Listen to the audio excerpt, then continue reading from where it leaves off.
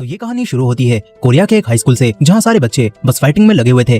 दरअसल हमारी कहानी का मेन कैरेक्टर जंगवू हमेशा स्कूल में गुंडों से बुली होता रहता है। आज भी दोनों बुलीज ने शर्त लगाई थी कि जंगवू और उसके दोस्त में से कौन पहले खाने का सामान लेकर आएगा। और जैसे ही लंच होता है, जंगवू भागता हुआ जेसंग की क्लास में उसके लिए खाने का सामान लेकर आता है, जिससे जेसंग ये शर्त जीत जाता है और उसके दोस्त संगून को पैसे देने पड़ते हैं। और जब जंगवू का दोस्त ड्यूक लेट पहुंचता है तो शर्त हारने की वजह से संगून उसे मारता है और चला जाता है। अब इसके बाद घर जाते हुए जंगवू का दोस्त ड्यूक अपने फोन पर फाइटिंग की वीडियोस देख रहा था। उसे ताकतवर बनना था। ड्यूक कहता है कि मैं बस एक बार फाइटिंग सीख जाऊं, उसके बाद देखना उन सबकी खैर नहीं। लेकिन जंगवू ये बात सुनकर हंसने लगता है। ड्यूक कहता है कि तू अभी नहीं समझेगा मेरा प्लान क्या है। अब तभी दोनों के पास मैसेज आता है, पुलिस ने उन्हें फिर से बुलाया था और जंगवू पहले पहुंचने के चक्कर में तुरंत यहाँ से भागता है। जंगवू की जिंदगी इसी तरह चल रही थी। घर में उसके मॉम डैड को भी इस बारे में पता नहीं था कि जंगवू स्कूल में बुली हो रहा है, लेकिन उसकी बहन जंगा को सारी बातें पता होती हैं। और क्योंकि जंगवू अपनी बहन से बस 5 मिनट बड़ा होता है, इसलिए उसकी बहन उसे बड़ा नहीं मानती और दोनों के बीच में बिल्कुल दोस्तों वाला बॉन्ड होता है। साथ ही जंगा हमेशा जंगवू को डांटती रहती है क्योंकि जंगवू अपने लिए फाइट नहीं कर पाता।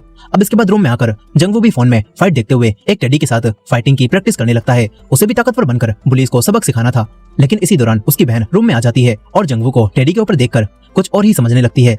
जंगवू उस पर पिलो फेंक कर गुस्सा करता है और नॉक करके आने के लिए कहता है। जंगा भी उस पर चिल्लाती है और कहती है कि अगर तुझे फाइट बैक करना आता ही है तो इस टेडी को मारने के बजाय जाकर उन पुलिस को मार, हमेशा यूं भागने से कुछ भी नहीं होने वाला। ये बोलकर वो चली जाती है। अगले दिन हम 2 गुंडी लड़कियों को देखते हैं जो कि एक मासूम सी नई आई लड़की को धमकाकर उसके सारे पैसे छीन लेती हैं।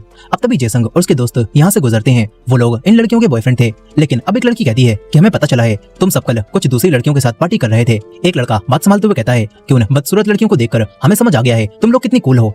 लेकिन तभी उसके कोनी पड़ती है। इसके बाद ये लोग यहाँ से जाने लगते हैं।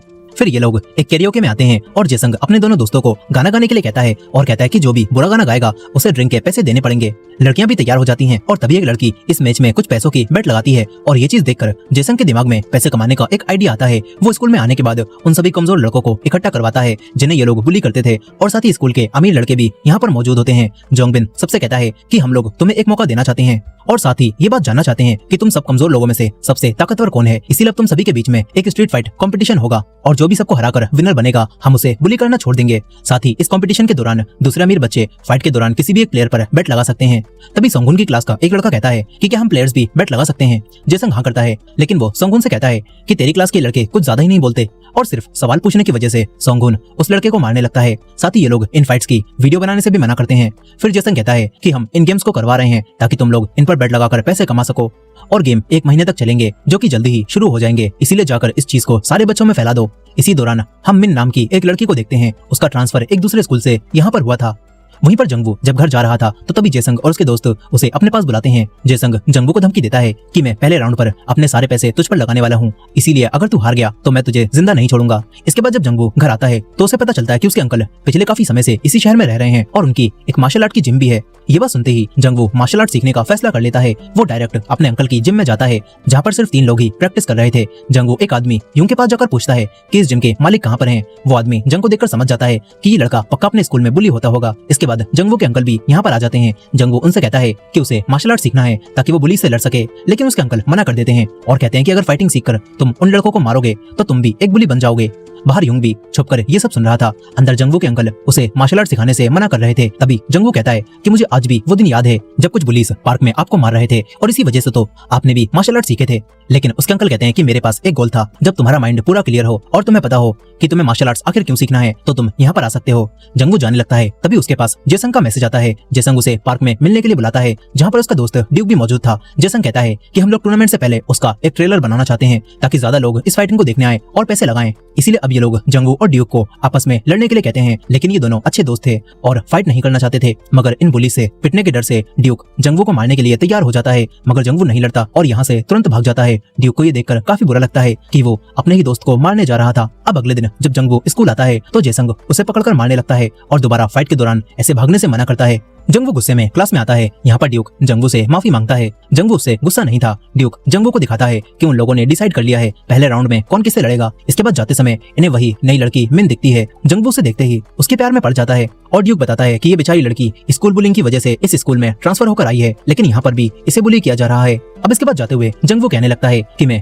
इस टूर्नामेंट को जीतूंगा और सारे बुलीज को हरा दूंगा, लेकिन इस बार ड्यूक उस पर हंसता है। मगर जंगवू ने फैसला कर लिया था। वो दोबारा से अपने अंकल की जिम में आ जाता है और उन्हें मार्शल आर्ट सिखाने के लिए पैसे देता है और वो भी तुरंत ही मान जाते हैं। अब इसके बाद जंगवू की ट्रेनिंग आर्क शुरू होती है। वो क्लास के दौरान ही बीच में उठकर भाग जाता है। जेसंग और संगून भी उसे कहीं पर जाता हुआ देखते हैं और सोचते हैं कि हमने तो कुछ भी नहीं मंगाया, तो ये कहाँ पर जा रहा है। जंगवू उसी लड़की मिन के पास आता है और उसे अपनी तरफ से ड्रिंक देता है। इसके बाद वो जिम में आकर मार्शल आर्ट की ट्रेनिंग करने लगता है। युंग उससे पूछता है कि तुम ताकतवर क्यों बनना चाहते हो। इस पर जंगवू कहता है कि वो ऐसे ही ताकतवर बनना चाहता है। इसके बाद युंग और उसके अंकल दोनों मिलकर उसे ट्रेनिंग देने लगते हैं। थोड़ी ही ट्रेनिंग के बाद जंगवू के अंदर कॉन्फिडेंस आ जाता है और स्कूल में भी जंगवू अपने दोस्तों से कहता है कि हम उन तीनों से काफी ज्यादा हैं, अगर हम उन पर एक साथ अटैक करें तो हम उन्हें मार सकते हैं। इस तरह हमें अपने ही दोस्तों को नहीं मारना पड़ेगा। लेकिन जब जेसंग और उसके दोस्त इनके सामने आते हैं तो जंगवू के अलावा कोई भी आगे नहीं बढ़ता। अब इसके बाद पहले राउंड की फाइट शुरू हो जाती है। पहला मैच जंगवू और एक मोटे लड़के के बीच में था। दोनों के बीच में फाइट शुरू होती है और सभी बच्चे इन दोनों के ऊपर पैसे लगाने लगते हैं। ड्यूक अपने दोस्त जंगवू के ऊपर पैसे लगाता है। यहीं पर जंगवू लगातार उस मोटे लड़के से पिट रहा था, लेकिन तभी जंगवू खुद को छुड़ाकर उसे एक ही पंच में बेहोश कर देता है। सभी लोग ये देखकर चौंक जाते हैं।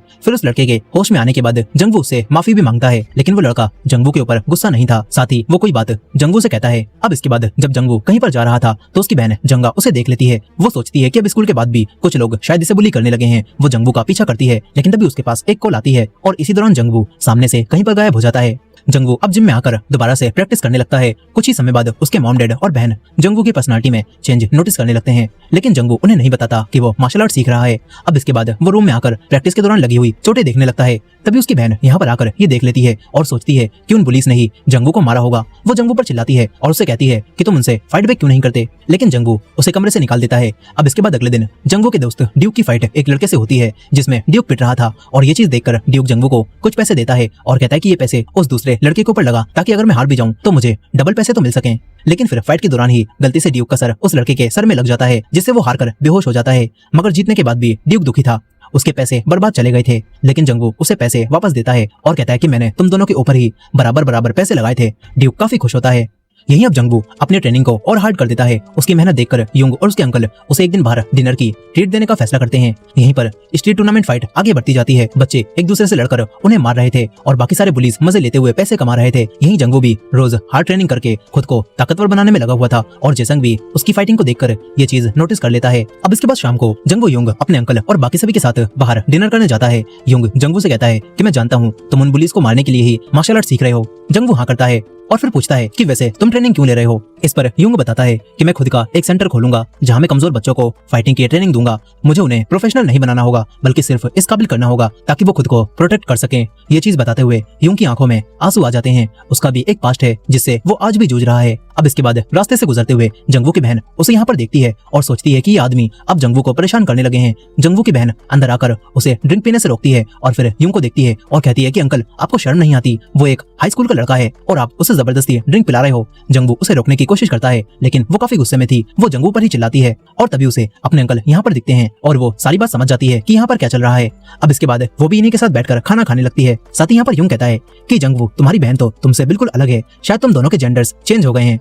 खैर अब इसके बाद जंगवू की बहन को सारी बातें पता चल जाती हैं कि जंगवू मार्शल आर्ट की ट्रेनिंग ले रहा है और घर जाते हुए वो जंगवू के लिए काफी खुश भी होती है। इसके बाद अगले दिन फिर से जेसंग जंगवू को बुलाता है। आज जंगवू की फाइटिंग का दिन था। जंगवू बहुत ही आराम से उस दूसरे लड़के को मारते हुए एक ही पंच में उसे हरा देता है और ये सब देखकर जेसंग उससे पूछता है कि तू कहीं पर फाइटिंग की ट्रेनिंग ले रहा है ना, लेकिन जंगवू मना करके यहाँ से चला जाता है। यहीं पर जंगवू का दोस्त हर मैच के दौरान जंगवू के ऊपर पैसे लगाकर खूब पैसे कमा रहा था। वहीं दूसरी तरफ जंगवू के सामने अब वही लड़की मिन आती है। वो देखती है कि फाइटिंग की वजह से जंगवू के चेहरे से खून निकल रहा है। मिन जंगवू को अपना हैंकी देती है और ये चीज देखकर जंगवू काफी खुश हो जाता है। इसके बाद घर जाते हुए उसे मिन दोबारा दिखती है और अब जंगवू अपने दोस्त को छोड़कर मिन के पास आता है और उसे हैंकी देता है और उसके साथ ही जाने लगता है। इन दोनों की अब अच्छी दोस्ती हो जाती है। मिन को भी पता था कि जंगवू टूर्नामेंट में भाग लेने वाले सारे कमजोर बच्चों में से सबसे ताकतवर है। अब इसके बाद अगले दिन जंगवू के दोस्त का मुकाबला एक दूसरे लड़के से होता है, लेकिन वो लड़का काफी ताकतवर था। वो ड्यूक को बहुत बुरा मारता है जिससे उसकी नाक से खून निकलने लगता है। ड्यूक अब और नहीं लड़ना चाहता था और उसे बचाने के लिए जंगवू जानबूझकर लड़ाई के बीच में आ जाता है, जिससे लड़ाई खत्म हो जाती है और जेसंग गुस्से में आकर जंगवू को मारने लगता है। लेकिन उसकी गर्लफ्रेंड उसे रोक देती है और कहती है कि 2 दिन बाद इसका मैच है, अगर इसे कुछ हो गया तो हम और पैसे कैसे कमाएंगे। ये बात सुनकर जेसंग जंगवू को और नहीं मारता और धमकाकर छोड़ देता है। इसके बाद शाम को ड्यूक जंगवू को उसे बचाने के लिए थैंक्स कहता है। साथ ही ड्यूक पिटकर भी खुश था क्योंकि उसने उस दूसरे लड़के के ऊपर पैसे लगवाए थे और पिटने के बाद भी ड्यूक के पास पैसे आ गए होते हैं। अब इसके बाद जंगवू रात में अपने 2 दोस्तों को मिलने बुलाता है। उन दोनों का कल मैच होने वाला था और जंगवू उनसे कहता है कि तुम इस मैच में ज्यादा सीरियस मत होना और कोई भी एक आसानी से हार जाना, क्योंकि आखिर में मैं ये टूर्नामेंट जीतकर बुलीज को हमेशा के लिए खत्म करने वाला हूँ। लेकिन अब तभी जेसंग का एक दोस्त इन्हें देख लेता है, वो इनकी एक पिक्चर क्लिक कर लेता है। अब इसके बाद अगला दिन आता है। जंगवू और उसके दोस्तों ने डिसाइड कर लिया था कि चश्मे वाला आज जीतेगा और दूसरा प्लेयर हार जाएगा, लेकिन आज जंगवू को उस दूसरे प्लेयर के चेहरे पर कुछ निशान दिखते हैं। दरअसल जेसंग और उसके दोस्तों ने कल रात में उस लड़के को पकड़कर मारा था और उससे सब पूछ लिया था और जेसंग को अब सब पता होता है कि जंगवू चश्मे वाले को जिताने वाला है। इसीलिए वो जानबूझकर उस दूसरे लड़के के ऊपर बेट लगाता है और कहता है कि देखना वही जीतेगा। अब इसके बाद फाइट शुरू हो जाती है और क्योंकि उस दूसरे लड़के को जेसंग ने रात में धमकी दी थी कि अगर कल तू हार गया तो मैं तुझे जान से मार दूंगा, इसीलिए अब वो लड़का फाइट में बहुत सीरियस होकर लड़ता है और जब वो हारने लगता है तो वो एक ईंट उठाकर उस चश्मे वाले के मार देता है। लेकिन ये चीज देखकर सभी लोग हैरान रह जाते हैं। उन्होंने फाइट में कुछ भी ऐसा एक्सपेक्ट नहीं किया था। सभी लोग यहाँ से चले जाते हैं। फिर कुछ समय बाद टीचर चश्मे वाले के दोस्तों और दूसरे लड़कों को यहाँ बुलाकर पूछते हैं कि आखिर उनके बीच में फाइट क्यों हुई। वो दोनों तो काफी अच्छे दोस्त थे ना, लेकिन ये लोग मना कर देते हैं कि इन्हें कुछ भी नहीं पता। वहीं दूसरी तरफ जेसंग और उसके दोस्त भी परेशान थे कि कहीं ये लोग भी ना पकड़े जाएं, लेकिन जेसंग सबसे कहता है कि चिंता मत करो, कुछ भी नहीं होगा।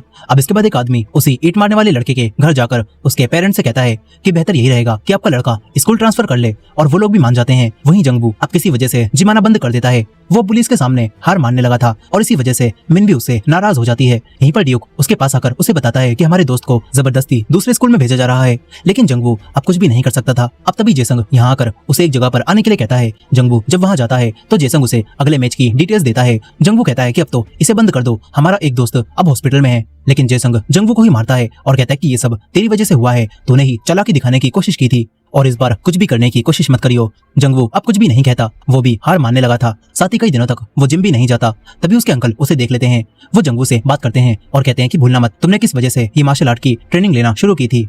यहीं पर जंगवू की जगह अब उसकी बहन जिम में जाकर फाइटिंग की प्रैक्टिस करने लगती है। उसे काफी मजा आ रहा था। तभी इन्हें पता चलता है कि जंगवू यहाँ कर चला गया। ये लोग तुरंत ही उसके पीछे जाते हैं और उससे बात करते हैं। युंग जंगवू से अकेले में बात करता है और उसे एक जगह लेकर जाने लगता है। युंग जंगवू को बताता है कि उसका भी एक बेटा था जो कि स्कूल में बुली होता था, लेकिन तभी युंग ने इन सारी चीजों पर ध्यान नहीं दिया और आखिरकार उसके बेटे से जब ये सब नहीं सहा गया तो वो बिल्डिंग से नीचे कूद गया, जिससे वो आज भी हॉस्पिटल में एडमिट है। जंगवू को युंग की स्टोरी सुनकर काफी बुरा लगता है। इसके बाद जब वो घर जा रहा था तो देखता है कि जेसन के साथ रहने वाली वही गुंडी लड़कियां अब उसकी बहन जंगा को बुली कर रही हैं। लेकिन जंगवू की बहन उसकी तरह चुपचाप नहीं खड़ी रहती, बल्कि वो बराबर से उन लड़कियों को मारने लगती है। तभी जंगवू आकर इन्हें रोकता है। वो किसी तरह से अपनी बहन को बचा लेता है, लेकिन उसकी बहन अब भी कह रही होती है कि अगर तू नहीं आता ना तो मैं उन्हें बहुत बुरा मारती। जंगवू भी अब सोचने लगता है कि अब उसे भी इस तरह बुली से और नहीं डरना चाहिए। वो दोबारा से जिम जाना शुरू कर देता है और ट्रेनिंग करने लगता है।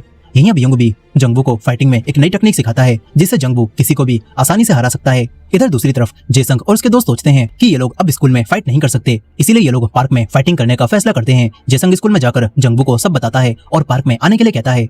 यहीं जेसंग के जाने के बाद जंगवू देखता है कि वही लड़कियां मिन को अपनी प्लेट्स साफ करने के लिए दे गई हैं। जंगवू अब मिन की मदद करता है और खुद उन प्लेट्स को साफ कर देता है। मिन ये देखकर जंगवू से कहती है कि वीकेंड पर कहीं घूमने चलें क्या, और जंगवू भी तुरंत ही हाँ कर देता है। यहीं अब क्योंकि सारे बच्चे पार्क में मैच देखने नहीं आ सकते थे, इसीलिए ये लोग इस फाइट को लाइव दिखाने का फैसला करते हैं। इसके बाद आखिरी बचे हुए कुछ प्लेयर्स पार्क में पहुंच जाते हैं। फिर 2 लड़कों के बीच में फाइट शुरू हो जाती है। जेसन का एक दोस्त इस फाइट को लाइव दिखा रहा था। यहाँ पर ये लोग इस बार फाइट में नूनचाकू का भी इस्तेमाल करते हैं, जिससे फाइट और आसान हो जाती है। और फिर जीतने वाला लड़का जंगवू से फाइट करता है, लेकिन जंगवू के सामने वो कुछ भी नहीं था। जंगवू भी उससे सीरियस होकर नहीं लड़ता और वो लड़का भी थोड़ा ही पिटने के बाद आसानी से हार मान लेता है। ये सब देखकर जेसन कहता है कि अब तू फाइनल मैच लड़ेगा। अब इसके बाद जब जंगवू जिम में प्रैक्टिस कर रहा था तो तभी युंग कहता है कि चलो वीकेंड पर एक जगह चलते हैं, लेकिन जंगवू मना कर देता है क्योंकि उसे मिन के साथ जाना था। लेकिन जब वो मिन के साथ घूमने जाता है तो इन्हें कोई जगह ही नहीं मिलती, इसीलिए जंगवू युंग को कॉल करता है और युंग इन दोनों को अपना रिजॉर्ट दिखाता है। ये दोनों रिजॉर्ट में कई बार घूमने आते हैं और इसी दौरान जंगवू हार्ड ट्रेनिंग भी करता है क्योंकि अब फाइनल मैच होना था। वहीं दूसरी तरफ जेसन के दोस्त उसे बताते हैं कि फाइनल मैच को दूसरे स्कूल के बच्चे भी देखने आने वाले हैं और वो लोग भी इसमें पैसे लगाएंगे। लेकिन जेसन सोच रहा था कि हमें फाइनल मैच कहाँ पर करना चाहिए, क्योंकि आखिरी बार जब पार्क पार्क में इन्होंने फाइट की थी तो किसी ने पुलिस में रिपोर्ट कर दी थी और अब पुलिस पार्क के आसपास घूम रही है। अब तभी जंगवू इनके पास कॉल करता है। जंगवू इन्हें यूंग का रिजॉर्ट दिखाता है और यहीं पर ये लोग फाइनल मैच खेलते हैं जिसमें जंगवू आराम से जीत जाता है। लेकिन इसके बाद जंगवू जेसन को चैलेंज करता है और कहता है कि तुम पूरे स्कूल में सबसे ताकतवर हो और मैंने इस टूर्नामेंट को जीतकर ये साबित कर दिया है कि मैं इन सब में सबसे ताकतवर हूँ। इसीलिए देखते हैं कि हम दोनों में से कौन ज्यादा ताकतवर है। ये सारी बातें सुनकर जेसन भी फाइट के लिए तैयार हो जाता है। यहीं पर जंगवू को अपने ऊपर पूरा भरोसा था क्योंकि सबसे पहले जिस मोटे लड़के को जंगवू ने मारा था उसने जंगवू से कहा था कि तुम्हारे पंच तो उस लड़के जेसन से भी काफी भारी थे, तुम उससे ज्यादा ताकतवर हो। इसके बाद जेसन और जंगवू के बीच में फाइट शुरू हो जाती है। यहीं पर दो लड़के भी इसी रिजॉर्ट में आ रहे थे। इधर जेसन और जंगवू के बीच में शुरुआत में टक्कर की फाइट होती है। जंगवू और जेसन दोनों ही एक दूसरे को मार रहे थे। यहीं पर जंगवू यूं की सिखाई हुई टेक्निक्स का भी इस्तेमाल करता है और जब जेसन पिटने लगता है तो ये देखकर जेसन के दोनों दोस्त लड़ाई में कूदने वाले थे, लेकिन तभी जंगवू के दोस्त यहाँ पर आ जाते हैं और ये सभी अब इन बुली से नहीं डरते और इन्हें रोक देते हैं। यहीं जंगवू दोबारा से जेसन को मारने लगता है और फाइनली उसे हरा देता है, लेकिन जंगवू काफी गुस्से में था, वो नहीं रुकता और तभी यूंग यहाँ पर आकर उसे रोक देता है। इस तरह जंगवू स्कूल के सारे बुलीज को हरा देता है और फिर ये बुलीज कमजोर बच्चों को बुली करना छोड़ देते हैं। साथ ही बाकी बच्चे भी जंगवू के अंकल की जिम में यूंग से ट्रेनिंग लेने लगते हैं। वहीं पर वो गुंडी लड़कियां भी जब दोबारा मिन को बुली करने की कोशिश करती हैं तो इस पर मिन अब उन पर हंसती है और कहती है कि तुम्हें लग रहा होगा कि बुलीज की वजह से मैंने स्कूल बदला है, लेकिन हकीकत में मिन ने अपने पुराने स्कूल में बुली करने वाली लड़कियों को बहुत बुरा मारा था जिस वजह से उसे स्कूल से निकाल दिया गया और अब मिन इन लड़कियों से भी नहीं डरती। और इसी एंडिंग के साथ ये कहानी यहाँ पर खत्म हो जाती है। दोस्तों आपको ये मूवी कैसी लगी कमेंट करके जरूर बताइएगा और ये वीडियो पसंद आई हो तो वीडियो को लाइक करके हमारे चैनल को भी सब्सक्राइब कर लीजिएगा। मिलते हैं नेक्स्ट वीडियो में।